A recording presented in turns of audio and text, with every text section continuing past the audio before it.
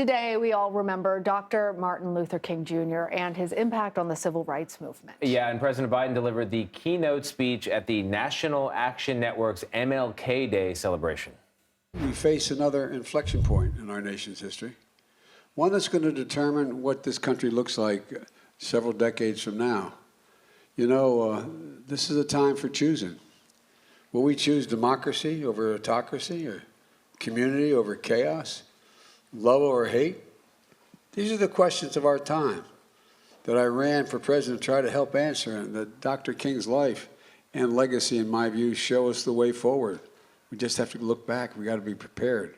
We want to bring in now Antjuan Seawright. He is a Democratic strategist. He is also a CBS News political consultant. And Antjuan, we know that you have supported the president. You have been there as the president has made many of these commitments to the Black community.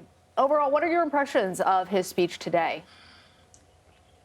Look, I think the president hit the nail on the head. In fact, the president did a great job of what I think about in terms of talking about artery issues, those issues that are on everybody's hearts and minds, in particular in the Black communities. These issues that have, while we have made progress in some cases, but they largely remain big issues for years and generations to come. And so I think the president did a good job, as we say in our community, of reminding folks of the receipts of the work that he has done over the years.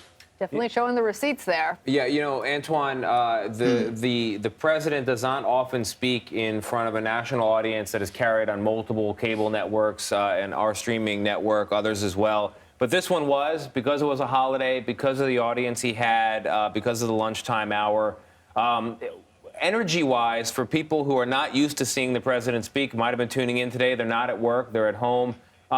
How would you rate the speech in terms of the content, also the delivery? Oh, I think the president was spot on. Look, the president knows that the same hands that once picked cotton picked him as the president of the United States. And I think he knows that. He knows that he made commitments to Black voters throughout his tenure in government as an elected official, and he continues to really lead on the issues that he made commitments to. And I think that's why everybody loves Joe Biden, because Joe Biden knows the issues that are important to the community, whether you're Democrat, Republican, Black or white, whether you're California or South Carolina. And I think today he wanted to remind Black people he has not forgotten about them, and he's going to continue to work on the issues that he promised, including his commitment to doing something about an artery issue in this country, housing. Yeah, let's talk about that. You have an opinion piece in The Hill, Antjuan, today. You praise Secretary of Housing and Urban Development Marcia Fudge. We also heard the president do the same, saying that the key to generational wealth in this country is home ownership.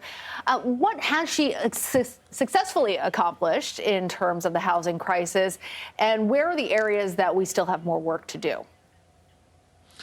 Oh, I think the president did a good job of laying some of the things that she did, but he also did not remind folks that 100,000 vouchers to help folks who are in need with rental assistance, the billions of dollars to help folks gain homeowner access, the fact that student loans were a barrier for some folks in terms of being qualified for a home. She's changed that. The fact that she's put money into housing counseling so folks who can get a home can stay in a home. And that is just a few things that the secretary has done. Keep in mind, it was just in the mid-1960s where Black folks, they had serious barriers where they could not own a home. And while we've made progress on that regard, from redlining to restrictive land use policies that exist in the 60s, it was Dr. King who led a movement in Chicago to prevent those things. And now here we are having similar discussions, but yet we now have an African American at the leadership of HUD, understanding our challenges, understanding the generational things that have held our community back, now implementing changes that will meet those challenges. All right, Antjuan. As it's Martin Luther King Jr. Day, I'm going to share one of my favorite quotes. I know that you are also a scholar of the late Dr. King. He said, "We may have all come on different ships, but we're in the same boat now." Antjuan Seawright, thank you very much.